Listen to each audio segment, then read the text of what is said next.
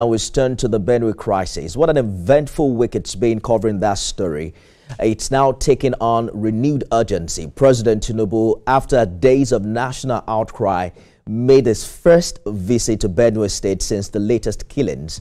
Arriving in Makurdi early on Wednesday, he visited the victims at the hospital, oversaw a town hall meeting at the government house. And at that town hall, President Tinubu called for a high-profile peace committee to include former governors, traditional rulers, the NSA, IGP, non-indigenous, military leadership, and what have you. They are tasked with ending the killings and delivering justice. He questions the lack of arrests, ordering the military to apprehend and prosecute those responsible. Yet, the response has been met with sharp critics. Stakeholders, including the Middle Belt Forum and Tortiv, warned that his visit, even though quite thoughtful, needs to pack more punch. They have now accused government interest of minimizing the violence by treating it as mere farmer-header clashes as against what they called outright land grabbing, ethnic cleansing, and political manipulation. Nigerians are watching to see whether this latest intervention will indeed deliver real action, or it's another round of empty promises. We'll continue that conversation today, and I'm joined by security expert Femi Aratokun. Mr. Aratokun, thank you for joining us on the program this evening. The president chose to meet in Makurdi rather than Yawata. We understand it's because of the rains and bad roads. But does this approach reflect strategic restraint or a missed opportunity to show federal resolve on the front line? You see, let me first say good evening, Nifemi, and good evening, Nigerians, for having me on your show tonight. However, may the departed souls rest on. Have we learned anything from what just happened in Benue State recently? Have we learned anything from what's happened in the past? Not only in Benue State, in Borno State, in some northern states, even within the West, and even South and all the rest as well. Not leaving behind my own state, my own town, or our local government. Massacre seems to be happening everywhere. And the next thing you see the government, you see security bodies, you see government officials going in there and, attending more like their state official visit just to show their response.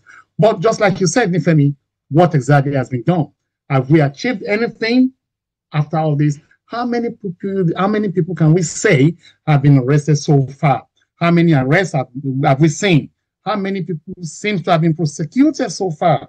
And what are the punishments being given? Or could we say capital punishment being given so far? None so far we've seen. So will the recent visit of the Mr. President create any solution so far? Everybody seems to be keeping eyes and, fingers crossed, like they will always say. Do we call this a political game change or whatsoever?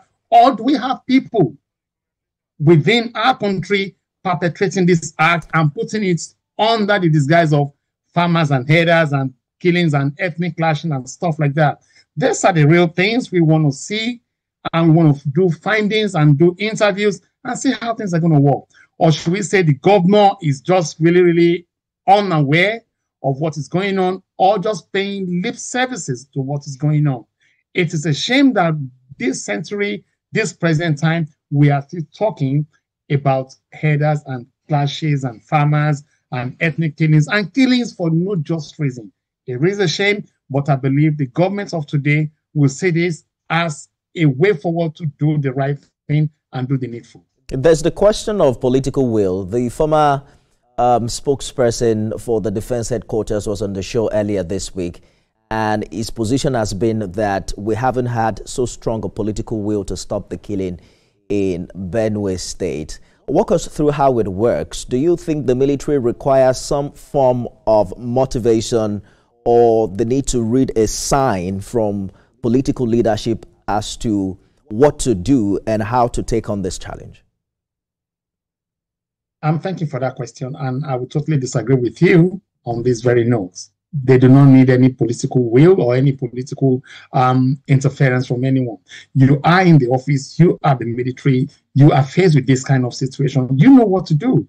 The politicians are not the one with the armed, with the weapons. You are the one with the weapons. So you should be able to tell, you should be able to say to the government, this is how we should go if we want this country to grow.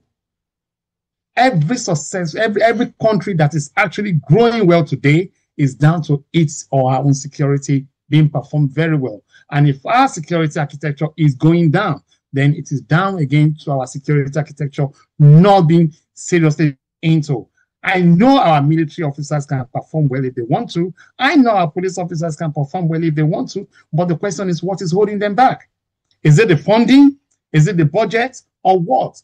Are they having budget costs? Or what exactly is the situation? What exactly are they dealing with that they cannot call the political leaders and call the community leaders in all these hostile areas and say to them, look, you know what is going on in your area.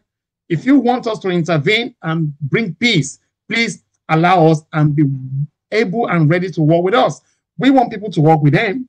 They can work with them, but are they giving them the chances? Or are they not just people that are ready to work again in Nigeria? I believe so much in Nigeria. Nigeria can work if they want to work. Our police officers are ready, capable, but do they have the manpower, the capacity, and the necessary materials and weapons to fight with? Is what we should be asking. And so far, so good. How come the response has always been so slow? These are questions many people are asking, and they want answers. Absolutely. Except we see answers being given, then we might likely not see the end of this. You heard the president call for a peace committee comprising of former governors, traditional leaders, and what have you. But in practice, how much impact can such a committee have in addressing armed actors in remote rural areas? Well, calling on the governors, the past governors, and the past rulers to join hands together and make this work is a good step, but not putting or bringing in the youths. The youth of the day, they have a better say, more than bringing in the past governors. Because at the end of the day, the moment finances and cash is just moving around and exchanging hands, we will not achieve any results. Let us bring in those we know that can do this job. Allow them to do it. Let us do a change game. Let us bring a different strategy that will work better.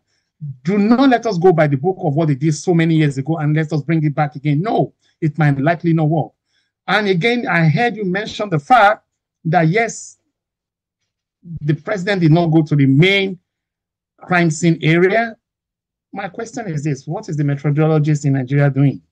How come they can't forecast the weather that, oh, this is what the weather is going to look like, and because of this, we can't do this? Or perhaps, why can't we have a different route or a different transport system to make it happen?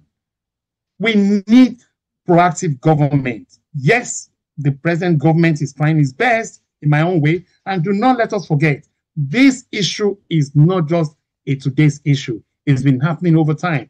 We have how many governors so far, and yet we are yet to resolve it. So something is definitely wrong somewhere. Until we get to the root of this matter, we might likely not see the end of it. And I pray, to me, we should get to the end. You know, the biggest concern, Mr. Aratokun, has been why we haven't had significant arrests, given that this crisis has been on for almost a decade. What do you consider the operational or intelligence gaps that can explain this? And what should be the most effective immediate step forward? Look, talking about how come we've not seen any arrests so far, the immediate step forward right now is to equally, just like you said, everyone has been saying it, organize your local security team. Empower them. Give them the best of the best training that is necessary for them to do this job. Create a welfare atmosphere for them that will make them work alongside with the military. Do not allow the military or the police to say, oh, because you are not in uniform, you can't talk to me. Allow the freedom of communication to happen between them. This is exactly what they need. Bring out openness. Allow anybody that is not working with them to be called out. We cannot just say because you're in military, we can't talk to you or we can't question your activities. Who knows what is what? Remember, the former Senate President, David Mark, came from this very state as well. What has been his impact so far? So bringing back Autumn and the rest of the past governors, in what way is it going to help? The people that want to work are really there. I'm not saying don't bring in the past governments or the past governors, but of what importance is all that? Let us see arrest made. Let us see who is who in within the local government. Let us see the rules where people are coming from. Let us see the footprints. Let us see the fingerprints, being done in such a way that we can now start attacking people in a very good and arrest manner. These are the things we need. I mean, empower the judiciary. Let us see swift action in prosecuting people that we believe or suspected to be armed men or, armed women doing things that are not meant to be. Without that, it's not going to work. Intelligence gathering and sharing should be an open and transparent one that, yes, people giving them intelligence must equally be protected as well. Without that, we might likely not see the end to this. Absolutely. We saw on Wednesday the prominent Tiv traditional ruler emphasizing that this isn't just a header-farmer clash. He said it was massacre, it was land grabbing. And I don't know if you are aware of concerns in this regard. What strategic advantage might reframing the conflict offer? Because some are saying this is local terrorism. It isn't just about farmers and herders fighting. Do you see the need to rephrase this conflict, and how much change do you see it bring on the ground as regards response? Thank you so much again, Nifemi, for this question. And if I may say, let us look at it geographically. Let us look at it from different angles. What type of resources do they have in Benue State, apart from the fact that we used to call them the food basket of the nation? The food basket of the nation is actually growing in a way whereby they are now hungry. They cannot even perform their yam festival again. So apart from land grabbing and all the rest, resource control might equally be the issue. So the question is what type of resources do they have there? What type of mineral resources are in Benue State that is causing all these issues that we are yet to resolve? Or could it be that we have outsiders empowering some people within the locals to cause mayhem?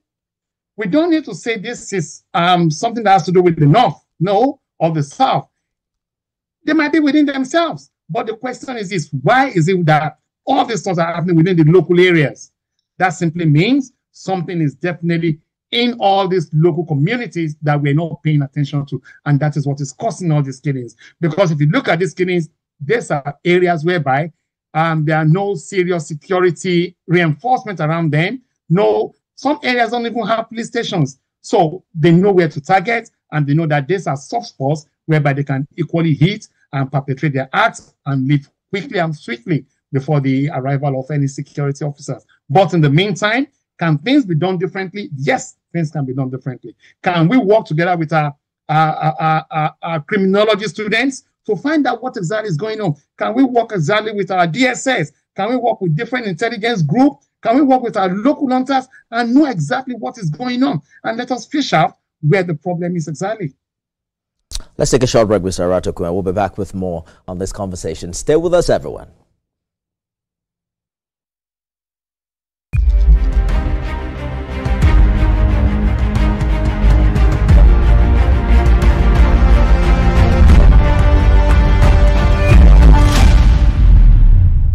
Security expert Aratokun, thank you for staying the course on the program. Reports cite over 500 deaths in Benue this year with repeated attacks. Let us begin to look at the potential solutions that Mr. Governor is proposing. It's been big on state policing. How effective is that, and what do you think is stalling it? Nifemi, you're asking a very serious question that you want me to give an answer to on national TV. I will do, but the fact is this: state policing is not something that is not going to work. But our present police architecture, what has it become of us today? We don't see them as a police unit whereby we need to respect. We don't even regard them. So how are you sure we're going to regard the state policing program that we're about to form or that people are crying for? I'm not saying state policing is not a good way or is not a good pattern or another team to help. But how many security units do we have so far that yet they cannot still work together? The police are still finding it to work together alongside with civil defense. The police are finding it hard to work together with the man o' wars. The police are finding it hard together to work with the vigilantes. The police are finding it hard to work with the member of the public. So when we now create state policing, what role are they going to play? In what context are they going to be acting? And at the same time, where is the budget? Who is going to fund it? How resourceful are they going to be? What is going to be their capacity at the end of the day? Can we really trust them? Or could it be politically hijacked again? Like other state architecture will say, oh, we can do this, we can do that. At the end of the day, it's not happening. Take, for example, Aratokun today. What has become of Aratokun? Let alone creating a state police unit that might probably not see the end of the day or probably even see the brighter side of the day. It might probably be a project that we can call dead on arrival. So I'm not saying state policing is not the best way, but are we actually ready to do it? If we're ready to do it, let us first clean and make sure that our national police force are at least 70% ready to accommodate state policing. Well, the expectation is that governors should be able to fund it now. I remember having a conversation with the Nasarawa state governor. Are the governors ready to even fund vigilantes in the first place? They can't even fund vigilantes. Yes. Nifemi, the governors are not ready to fund vigilantes. The governors are not ready to fund their local security architectures, let alone funding the state policing. It is equally not a practical thing. Interestingly, some of them now acknowledge more funding from the federal allocation. The Nasarawa state governor specifically mentioned that his state is able to fund state police and they are looking forward to it. But I want us to quickly touch on the concept of self-defense because that's a critical topic in this conversation. Individuals, stakeholders saying that, you know what, you can't just watch your community being ransacked by these headers or these terrorists, whatever it is, people have chosen to call them. How do we draw the line between right to life and being able to defend yourself in situations of this nature? Thank you so much. Femi that is talking to the whole Nigeria today is a close protection officer in the United Kingdom, and I do come down to Nigeria to deliver training program to the Nigerian Police, Civil Defense, and all the rest, and private security as well. However, self-defense can work, but for self-defense to work, we need to draw a line. What type of self-defense do we want to bring on board to make it work in different states? We have different kind of threats in different states. So we're not talking about bringing in ammunition, guns, machete, and all the rest. No, self-defense can work in different ways, and it all depends on the kind of training we want to give to individuals or public or member of the public in line with self-defense. It is not just about karate or judo. It is not about just acquiring weapons. It's all about the tactical way to make sure that we're able to govern our environment.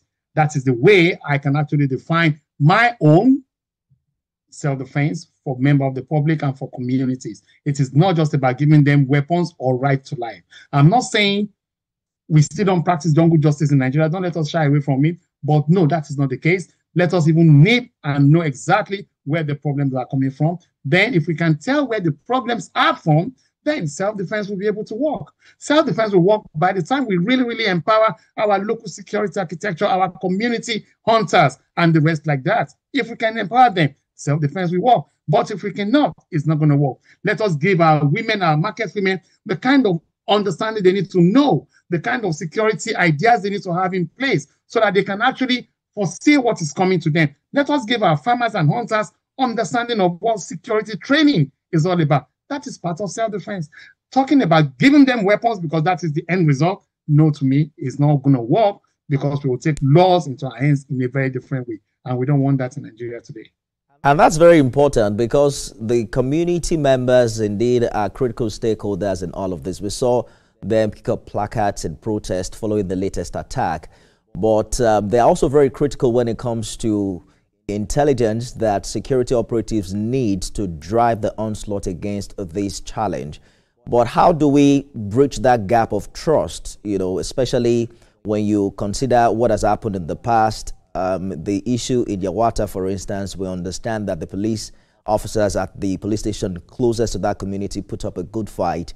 They were the first point of attack for the invaders, and the moment they were able to subdue them, it was easy to evade the community. They operated for quite a number of hours before any form of a rescue could come.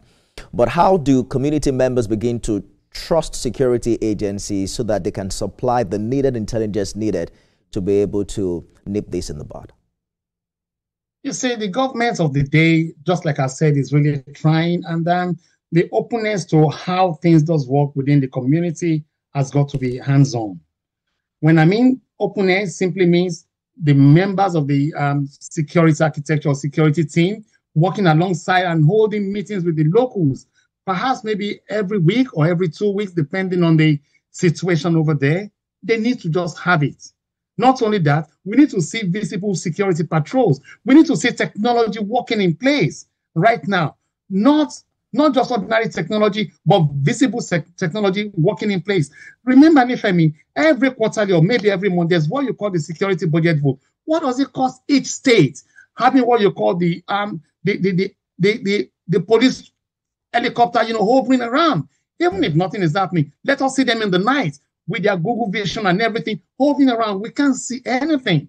So how do you want transparency to happen? We just don't want to see our security only patrolling in the daytime. We want to see them patrolling in the nighttime. That is how you can see self-peace to everyone. And this is where openness and transparency can start coming in. That, okay, you can walk to the police station, report a case, and they act swiftly. You can see the police or the security team coming down to different locations and discussing and talking to gather information from them and keeping, those giving them information safe. That matters a lot. Without that, we might probably not see any good result happening these days. Good place to leave it. Aratokun, security expert, thank you so much for sharing your thoughts with us on the program this evening. Thank you so much for having me. All eyes on Benue and indeed the North Central. Hopefully we'll begin to see some significant impact of Mr. President's visit and the kind of attention that the latest attack has gotten from the federal government. That's our show today. You can watch it again at midnight and at 6 a.m. tomorrow. I am Nifemi Oguntoye.